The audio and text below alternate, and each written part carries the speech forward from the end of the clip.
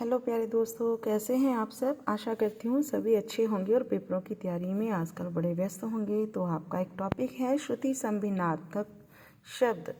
तो बच्चे इसके वो थोड़ा याद करना आप लोगों को थोड़ा मुश्किल लगता है, लेकिन अगर आप इसको ध्यान से समझ लेंगे तो ये आपके लिए बहुत ज़्यादा आसान और बहुत ज़्यादा मनोरंजक बन जाएगा, दिलचस्प बन जाएगा। तो आइए थोड़ा सा इसको और अच्छे तरीके से सीखते हैं। आप जैसे कि जानते हैं इसका नाम श्रुति संभिन्नार्थक शब्द। देखिए ये शब्द है जो कई शब्दों को मिलाकर मिला है। पहला है श्रुति यानी सुनना, सम का मतलब समान, भिन्न का मतलब अलग अलग, अर्थ का मतलब अर्थ देने वाले। ऐसे शब्द जो सुनने में तो समान लगते हैं परंतु जिनके अर्थ अलग अलग होते हैं उनको हम बोलते हैं श्रुति सम भिन्नार्थक शब्द। तो आप ये बहुत सारे ऐसे शब्द हैं जो रोज़ सुनते ही रहते हैं। तो पहला है अवधि और अवधि।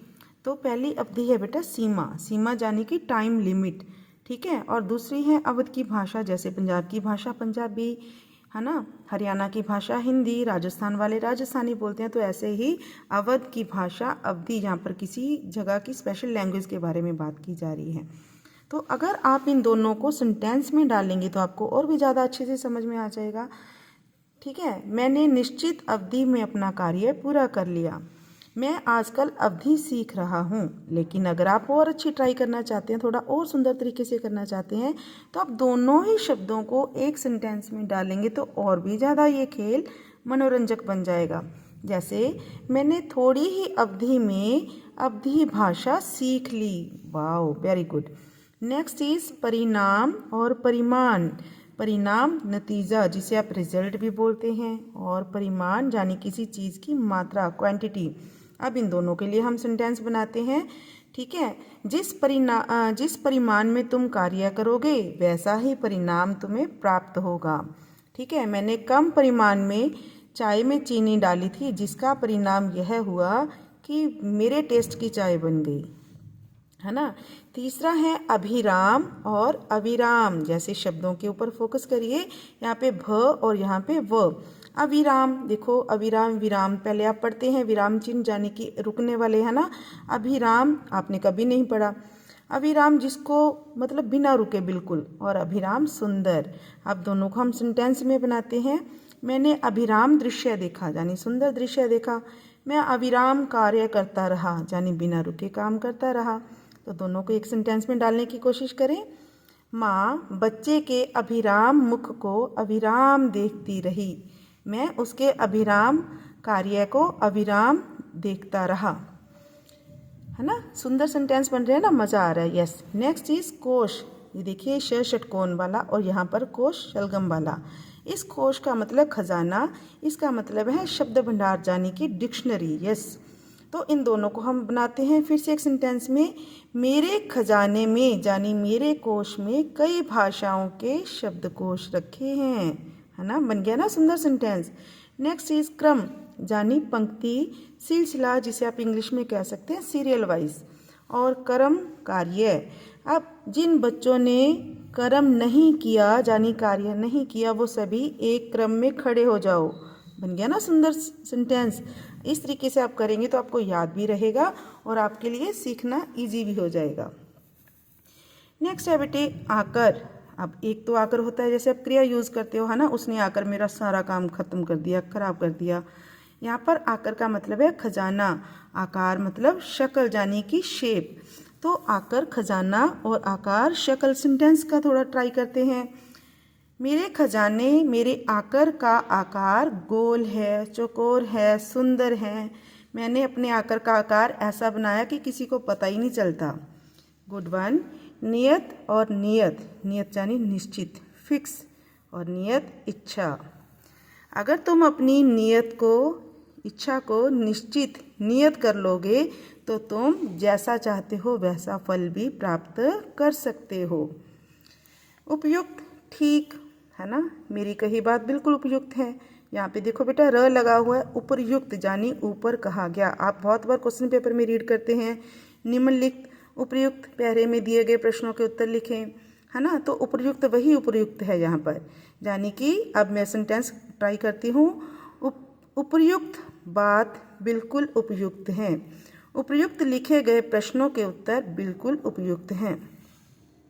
नेक्स्ट है निधन यानी मृत्यु, डेथ हो जाना। निर्धन गरीब, कल उस निर्धन का निधन हो गया यानी कि मृत्यु होगी, है ना, इजी हो गया ना। मात्र केवल यानी ओनली, और मातृ माता, यहाँ पे मातृ की मात्रा लगी हुई है बेटा यानी मदर। मेरी मातृ ने मुझे मात्र 5 रुपये दिए। मेरी मातृ मुझे खाने के लिए मात्र 2 रोटियां ही देती है, 2 चपातियां ही देती है। नेक्स्ट है बेटा सम्मति और समिति। सम्मति यानी कि सलाह, यानी कि राय करना, ओपिनियन देना। समिति होती है सभा, कोई भी, है ना, जब लोग इकट्ठे बैठकर बात करते हैं। आज हमारी समिति ने एक सम्मति पास की जिससे हम सभी मिलकर काम करेंगे। नेक्स्ट है अली और आली। अली होता है बेटा भंवरा। आप लोगों ने देखा होगा जैसे बसंत का मौसम आ गया, तरह तरह के फूल खिलने लगे हैं, तो उसके ऊपर वास्प के जैसे ही कुछ कीट हैं वो घूमते रहते हैं, जिनमें से भी भी की साउंड आती रहती है, उसको ही भंवरा बोलते हैं। इसका रंग थोड़ा डार्क यानी ब्लैक होता है। और आली यानी सखी यानी कि फ्रेंड, सहेली, ये गर्ल फ्रेंड के लिए यूज़ किया जाता है। ठीक है, तो यहाँ पे इनको फिर हम एक सेंटेंस में डालते हैं। मेरी आली अली से बहुत डरती है। मेरी आली ने कभी भी अली नहीं देखा। मेरी आली जब काम कर रही थी तो उसे एक अली ने काट लिया। नेक्स्ट है बेटे योग यानी कि मेल, है ना। आप मैथ में पढ़ते हो प्लस, उसी को भी आप समझ सकते हैं। योग यानी जोड़ करना। योग्य लायक यानी एबल। मेरा बेटा योग के योग्य हो गया है। मेल यानी किसी से मेल मिलाप करना, है ना। नेक्स्ट है सुत यानी कि बेटा, और सूत यानी कि धागा। मेरा सुत सूत से खेल रहा है। इजी सेंटेंस बनाइए और मज़ा कीजिए। गाड़ी वाहन यानी कि व्हीकल, आप लोग समझते हो, सभी के घर में आजकल गाड़ी होती है। और गाड़ी बेटा प्रगाढ़ यानी कि थिक। कुछ चीज़ों को देखते हैं, जैसे आप कड़ देखते हैं, कड़ी देखते हैं, वो थोड़ी थिक होती है ना, बहुत ज़्यादा पतली नहीं होती है ना, उसको आप देखेंगे तो उसी के लिए प्रगाढ़ शब्द यूज़ किया जाता है। तो यहाँ पर बनाएंगे मेरी गाड़ी का रंग बहुत गाढ़ा है। ठीक है, मुझे गाढ़ा रंग, अपनी गाड़ी का गाढ़ा रंग पसंद नहीं है, जब मैं गाढ़े रंग की गाड़ी ही खरीदूंगा। तो बेटा ये थी आपके श्रुति संभिन्नार्थक शब्द, है ना। कुछ और दिए हुए ऊपर उदाहरण में। कपट, कपाट। कपट यानी धोखा, कपाट यानी कि दरवाजा। उसने कपट से कपाट खोल दिया और हम पकड़े गए। कुल वंश, कुल किनारा, है ना। हमारे कुल के लोग नदी के कूल पर रहते थे। ग्रह, नक्षत्र, गृही, घर। ठीक है, हमारा गृह पृथ्वी ग्रह के ऊपर है। तो बेटा ये थे श्रुति संभिन्नार्थक शब्द। आई होप आप सभी को बड़े अच्छे से समझ में आ गए होंगे और आप इसके नए नए सेंटेंस बनाकर एक्सपेरिमेंट भी करेंगे। मैं आपके लिए डिस्क्रिप्शन में कुछ शब्द और डालती हूँ। तुम लोग अगर इसको सॉल्व करोगे तो आप मेरे को उनके आंसर लिखकर भेजना, बहुत मज़ा आएगा। हो सके तो इनके सेंटेंस भी बनाना। आज की क्लास यहीं पे ख़त्म होती है। धन्यवाद।